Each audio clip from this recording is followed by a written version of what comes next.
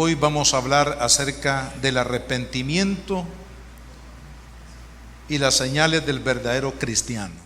Dijo Jesús: muchos en aquel tiempo me dirán: Señor, yo hice esto, yo hice lo otro. Y el Señor dice que le responderá: apártense de mí porque no los conozco. Es decir, que no todo el que dice Señor, Señor a Jesús entrará en el reino de los cielos, porque no es de palabra, es de hecho. Cómo debemos de seguir al Señor, es decir, no de lejos sino de cerca.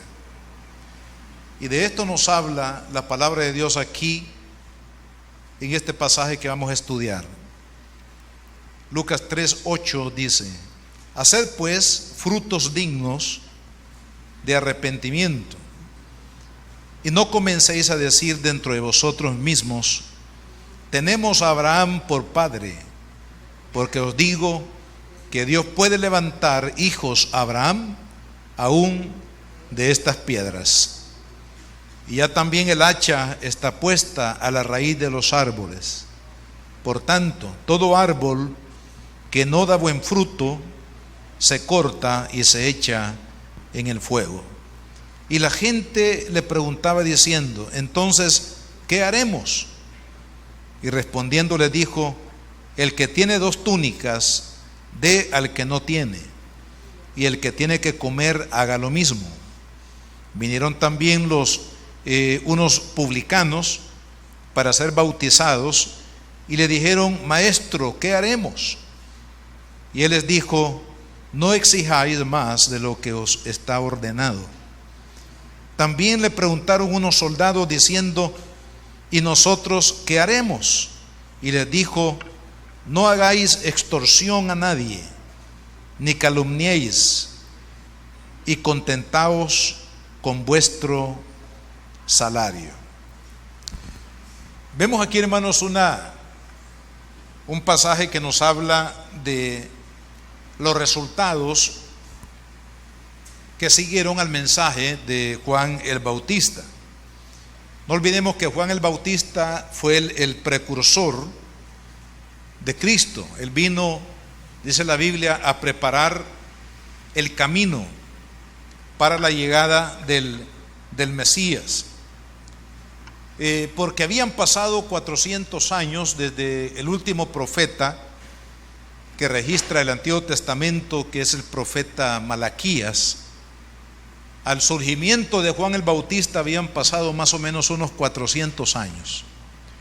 En esos 400 años sucedieron muchas cosas, y entre ellas es que no hubo profeta de Dios que se levantara para predicar en aquel tiempo, porque Dios prácticamente, hermano, con la profecía de Malaquías, Dios había completado la revelación que Él quería que el mundo conociera, sobre todo su pueblo Israel, antes de la llegada del Mesías.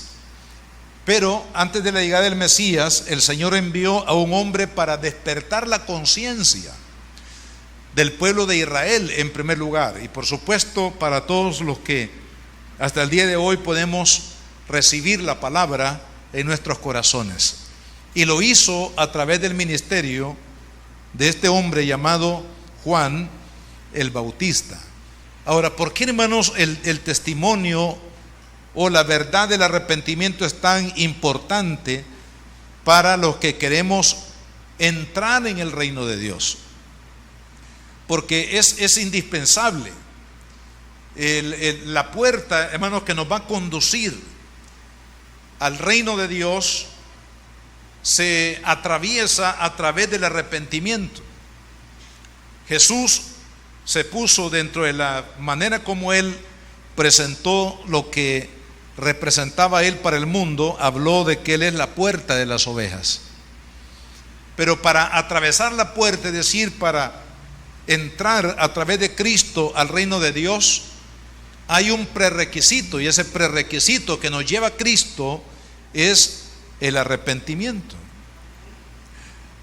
Es imposible entrar al reino de Dios sin arrepentimiento. porque el arrepentimiento trae la fe en Cristo y la fe en Cristo trae la justificación o la vestidura con la cual, vestidura espiritual con la cual vamos a entrar al reino de los cielos. Ustedes recuerdan que el Señor en el capítulo, ustedes los pueden leer después, en el capítulo 22 de Mateo, habló acerca de una parábola, la parábola de las bodas. Y dentro del desarrollo de las bodas, dice que después que se estaba celebrando la boda, entró el esposo, el novio, está hablando ahí una figura de una fiesta de bodas, y ve a un hombre, en el versículo 11, usted lo va a leer ahí, dice que ve a un hombre que no estaba vestido con la vestidura adecuada para esta celebración. Y entonces se acercó a él y le dijo: ¿por qué no estás vestido con la vestidura de las bodas? Y luego el Señor también ordena que saquen a este hombre, dice, y lo echen a las tinieblas de afuera. Ahora, ¿qué es lo que representa esta parábola? Esta parábola está representando la celebración, hermano, celestial, donde Dios va a celebrar juntamente con aquellos que aquí en la tierra creyeron en su plan divino, creyeron en la obra de Cristo, aceptaron el medio de gracia para la redención, que es a través de la fe en el Hijo de Dios. Nacieron de nuevo, nacieron por el Espíritu y fueron justificados. Al ser justificados, recibimos la vestidura, con la única vestidura que podemos entrar al reino de los cielos. Entonces no se puede, hermano, en otras palabras, entrar al reino de los cielos sin la vestidura adecuada. No se puede entrar por el muro. Para entrar al reino de los cielos necesitamos, hermanos, la vestidura de la justicia de Cristo. Es la que nos va a hacer posible que nosotros entremos al reino de los cielos. Es lo que Jesús nos está enseñando acá. Y la manera como llegamos a ese momento de la vestidura de justificación es por medio del arrepentimiento. Fíjese, la palabra arrepentimiento literalmente significa un cambio de mente. Significa un cambio de forma de pensar. Significa un cambio, un volver a Dios. Significa un abandonar el camino de rebeldía hacia Dios y decidir seguir a Dios. Es decir, hay un cambio implícito en la palabra arrepentimiento. Por eso es que no solamente uno debe de decirlo, sino el arrepentimiento tiene que demostrarse con los hechos, con la vida, porque la misma palabra implica un cambio de mente, un volver a Dios y un abandono de la rebeldía y seguir a Dios en obediencia. Entonces, si la palabra arrepentimiento tiene que ver con un cambio, hermanos, ese cambio lo produce Dios. Pero fíjese qué interesante, el cambio lo produce Dios, pero la decisión para recibir ese cambio de vida viene de parte de nosotros. Dios no nos va a forzar, Dios no va a forzar el cambio de nuestra vida, sino que Dios espera que usted le diga sí. Dios espera que usted dé el paso, hermanos, el paso de fe para que Dios haga la obra. De ahí la importancia, hermanos, en la palabra de Dios, la predicación del Evangelio, que nosotros conozcamos la palabra de Dios. ¿Por qué? Y hablamos de esto hace algunos días, el proceso. La palabra produce conocimiento, el conocimiento nos lleva a la fe de Cristo y la fe de Cristo nos lleva al arrepentimiento y a la salvación. Sé que todo es un proceso, que cada parte, hermanos, es importante en cuanto a la salvación del hombre. Si no predicamos el Evangelio, no hay conocimiento de Dios. Y si no hay conocimiento de Dios, no hay redención en Cristo Jesús. Y si no hay redención en Cristo Jesús, entonces el hombre queda hundido, hermanos, en el pecado eternamente. Pero cuando hay predicación de la palabra, hay posibilidad de que el conocimiento de Dios pueda llegar a nuestra mente y nosotros podamos creer en el Hijo de Dios. Por eso la Biblia dice que la fe viene por oír y oír la palabra de Dios. La fe viene por la palabra. El milagro de la salvación, hermanos, comienza de adentro hacia afuera. La religión lo que hace es cambiar nuestro exterior, pero muchas veces no hay un cambio interior. Pero la obra de redención, Dios la opera desde adentro hacia afuera. Dice Pablo, con el corazón creemos para justicia y con la boca confesamos para salvación. O sea, el corazón y nuestros labios tienen que estar en armonía, hermanos, en lo que es la salvación de Cristo. En otras palabras, no solamente de labios, sino también lo que decimos con el labio está sustentado, hermanos, en nuestro corazón. Amén. De ahí está el asentamiento de la salvación, del milagro de la salvación. Tiene que ver, hermanos, con la parte interna del corazón del hombre, una transformación. En el arrepentimiento, hermanos, se produce primero la justificación. Dice Pablo, Romanos 5:1, justificados pues por la fe, tenemos paz para con Dios. La palabra justificación significa declarar al hombre inocente.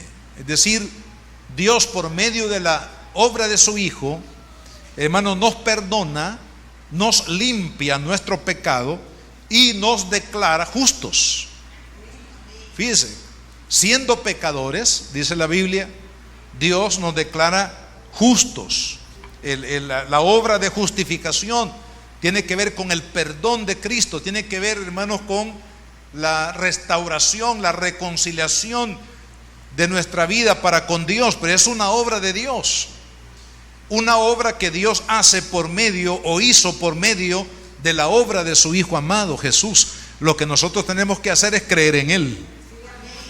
El que cree es justificado por la fe. Se produce también otra, dentro del proceso, hermanos, del arrepentimiento y la conversión, se produce la regeneración. Hay tres calificativos que la Biblia le da a sus hijos, a los hijos de Dios, a los que hemos creído, hermano, en el Señor. El primero es hijos. En nuestra calidad de pecadores sin Dios, no éramos hijos. No es cierto lo que por ahí dicen, que todos somos hijos de Dios. Hay una diferencia entre ser hijo de Dios y criatura de Dios. Todos somos criatura de Dios, porque Él nos creó. Así como creó los astros y todo lo que dentro de la creación hay en el universo, así también Dios creó al hombre. Dice, a su imagen y a su semejanza. Todos somos criaturas porque fuimos creados por Dios, pero no todos son hijos de Dios. ¿Sabe quiénes son los hijos de Dios? Aquellos que hemos creído en la obra de Dios por medio de Jesucristo. Los que hemos creído en Cristo Jesús. Entonces esto es lo que produce, hermanos, la regeneración. Él nos cambia nuestra naturaleza pecaminosa, cambia nuestra naturaleza entregada al pecado, una naturaleza que ignora a Dios, una naturaleza rebelde, hermanos, a Dios y a su voluntad, y cambia esa naturaleza para que nosotros podamos tener una relación de hijos con nuestro Padre Celestial. El otro calificativo es herederos. ¿Sabía que usted es un heredero de Dios? Así que nunca más diga usted, yo soy una pobre mujer, un pobre hombre en este mundo. Porque si Dios es dueño de la tierra y su plenitud, y usted y yo somos sus herederos, entonces quiere decir de que todo lo tenemos en Cristo Jesús, que nos provee. Por eso decía David, Jehová es mi pastor y nada. ¿Qué le faltaba a David? Si hablamos de los bienes espirituales, en Dios y tenemos a Dios como nuestro máximo recurso. Hermano, nadie puede decir que no tiene, si tiene a Dios como su máximo recurso. Y toda necesidad Dios ha prometido suplirla. Y por otro lado, el otro término es que somos pueblo de Dios. Somos la iglesia. Usted es parte de esa nación santa, parte de ese pueblo adquirido por Dios, de ese pueblo, hermanos, que predica, que anuncia esa luz admirable de la cual es el Señor Jesucristo. Dice el apóstol Juan en el capítulo 1 del Apocalipsis, dice: al que nos lavó de nuestros pecados por medio de su sangre y nos hizo reyes y sacerdotes para Dios. Entonces, ¿cómo ha sido posible eso, hermano? Que nosotros, estando muertos en delitos y pecados, ahora seamos hijos de Dios, ahora seamos herederos de Dios, ahora seamos pueblo de Dios, una nación santa, un tesoro especial para Dios. Hermano, es que Dios, a través del arrepentimiento, hermano, Dios produce en nosotros la justificación, la regeneración. Es por eso que la Biblia dice que debemos de andar en novedad de vida. Es que el que ya ha nacido de nuevo, hermanos, tiene que el mismo impulso de esa nueva naturaleza lo lleva a producir frutos diferentes de los que producía antes. Si antes el fruto en el mundo era amargo, ahora nuestro fruto en Dios es dulce, hermano. Si antes nuestro fruto, hermanos, en el mundo era fruto para muerte, ahora en Cristo nuestro fruto es para vida, gloria a Dios.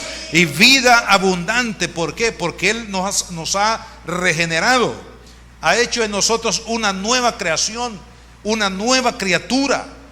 Ya no somos esclavos, hermanos, del pecado, ahora somos libres del pecado.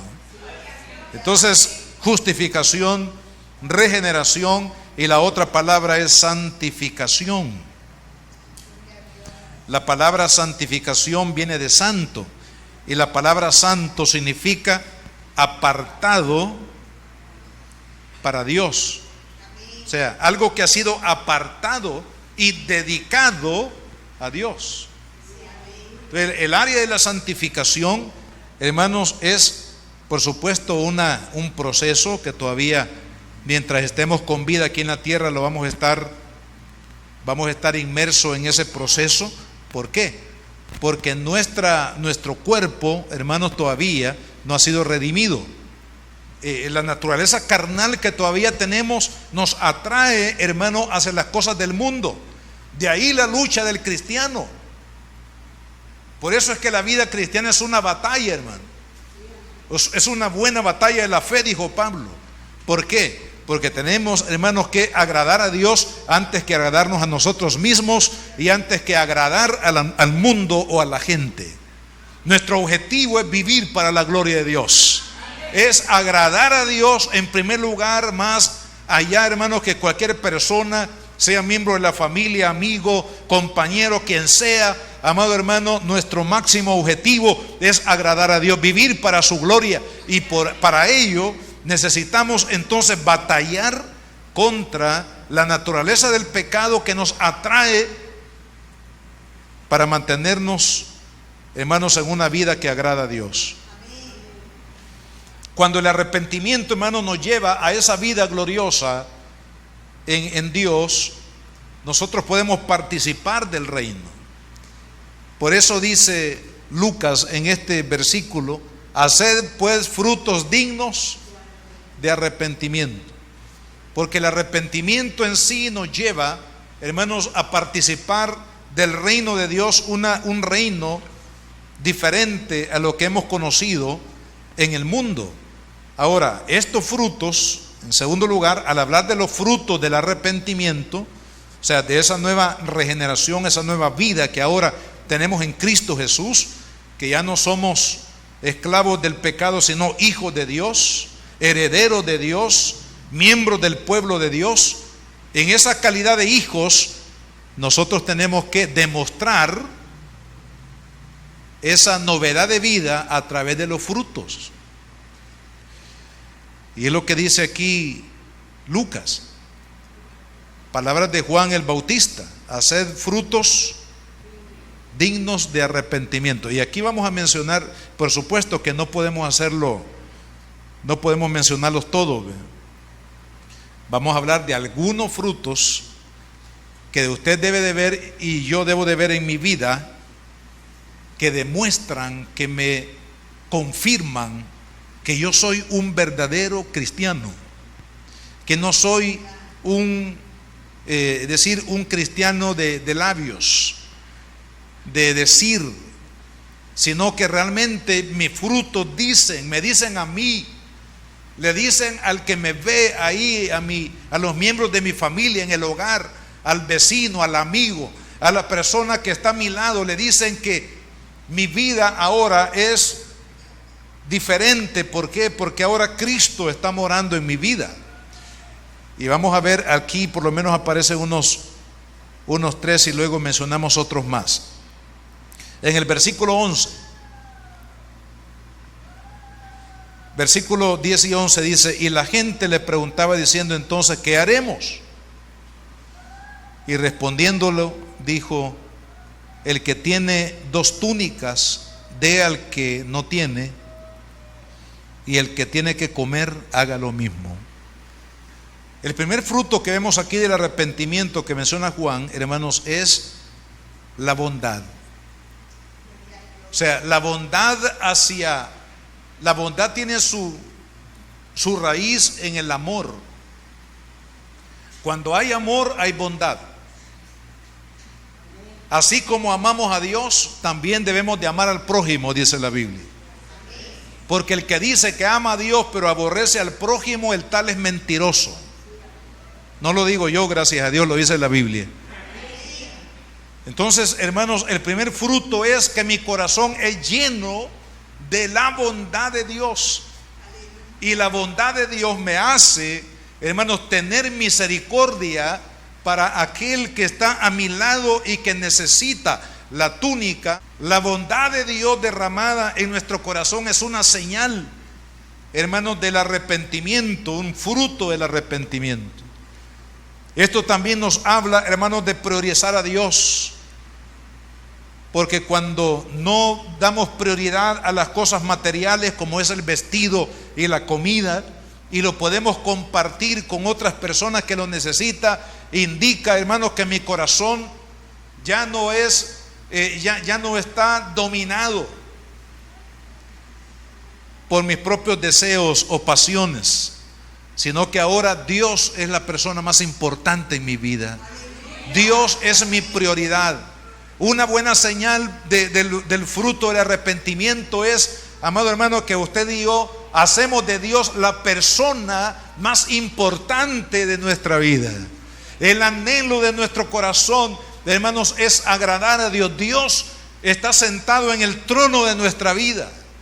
A Él le damos alabanza, a Él le damos gloria, a Él le damos gratitud, a Él le damos, hermanos, nuestro corazón, nuestro reconocimiento. ¿Por qué? Porque Él se ha convertido en la persona más importante. Fruto del arrepentimiento es priorizar a Dios sobre todas las cosas. Amarás al Señor tu Dios con todo tu corazón, con toda tu alma, con todas tus fuerzas, y a tu prójimo como a ti mismo. O sea, para un hijo de Dios, Dios es lo máximo, hermano. Otra señal, fíjese, es la libertad de la codicia. En el versículo 12 y 13 dice: vinieron también unos publicanos. Usted sabe que los publicanos eran los que se dedicaban en el imperio de Roma en aquel tiempo a cobrar los impuestos. Y generalmente los publicanos eran hombres ricos, tenían mucho dinero. Pero ¿cómo es que alcanzaban ellos esa riqueza? Era cobrando de más.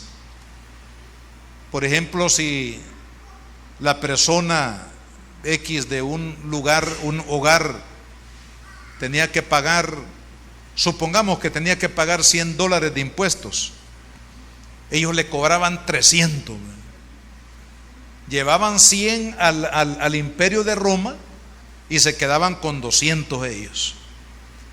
Entonces, de esta manera, hermanos, los publicanos se hicieron ricos, ¿verdad? Porque cobraban de más y ese extra que cobraban les quedaba a ellos, y a lo mejor Roma también les daba algún porcentaje del trabajo que ellos hacían para el imperio, ¿no?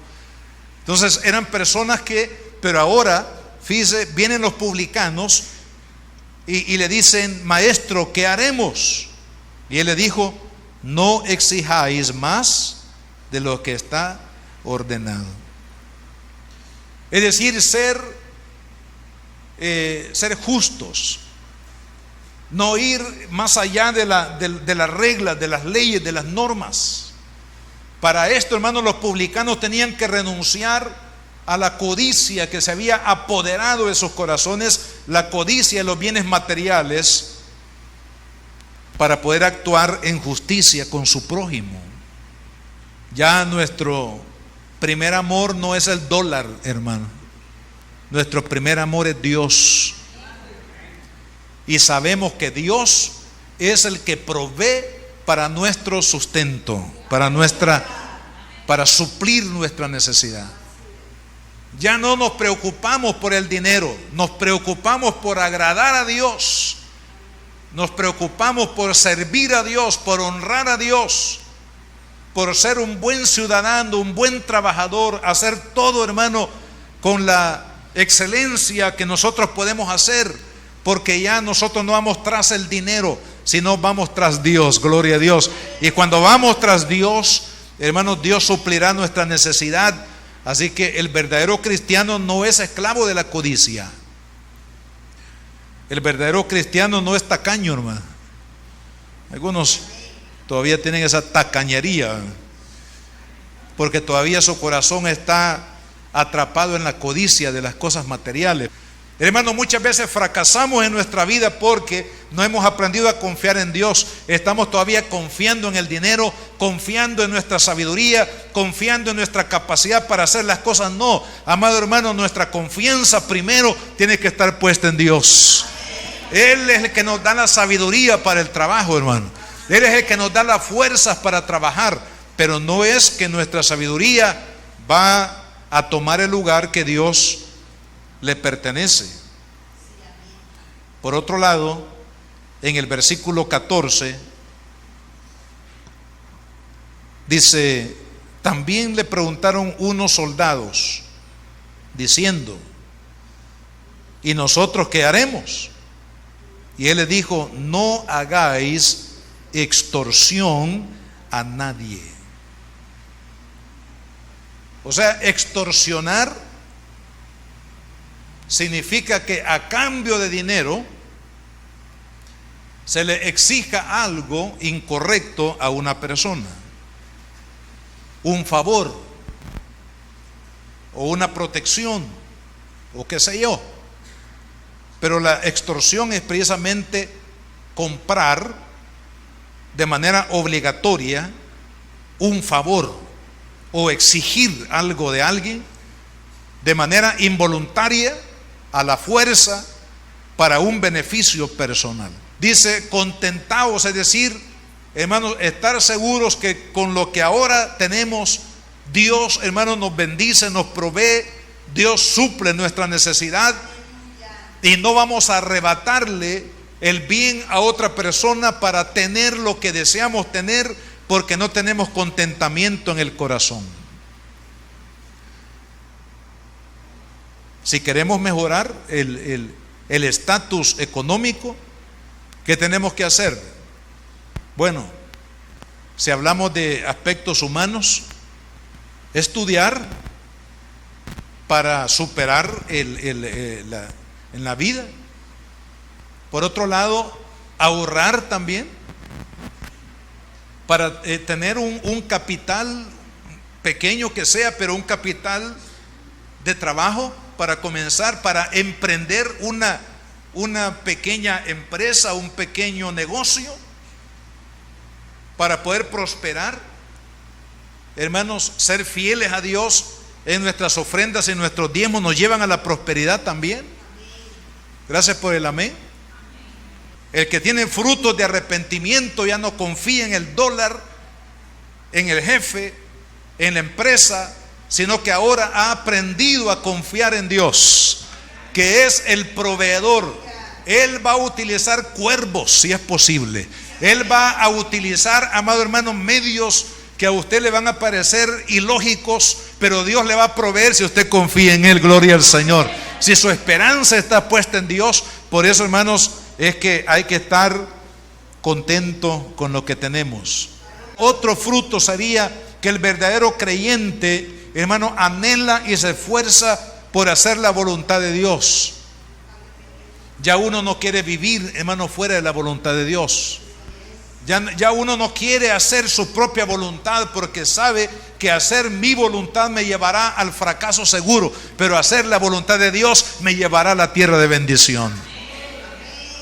El verdadero creyente busca, hermanos, hacer la voluntad de Dios. Jesús dijo: yo no he venido para hacer mi voluntad, sino la voluntad de mi Padre que está en los cielos.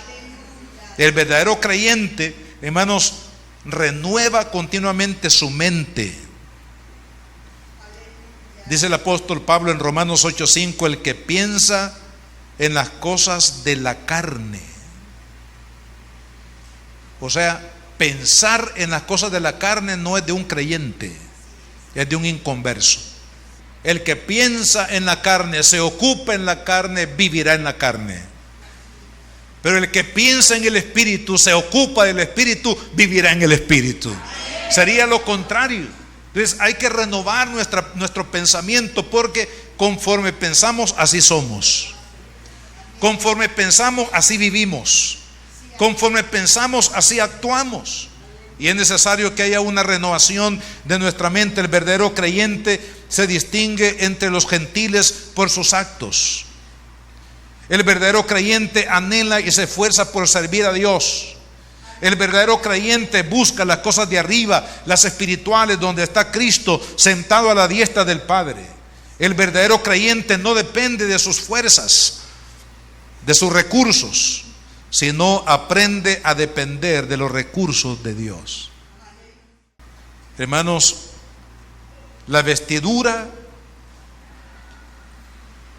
es vital para entrar en el reino de Dios.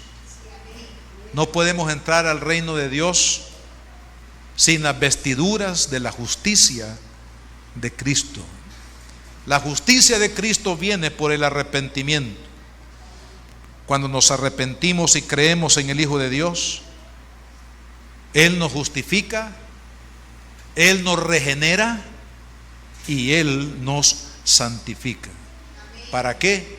Para que vivamos en una calidad de hijos, en una calidad de herederos de Dios y una calidad de ser miembros del pueblo de Dios, que es la iglesia del Señor Jesucristo.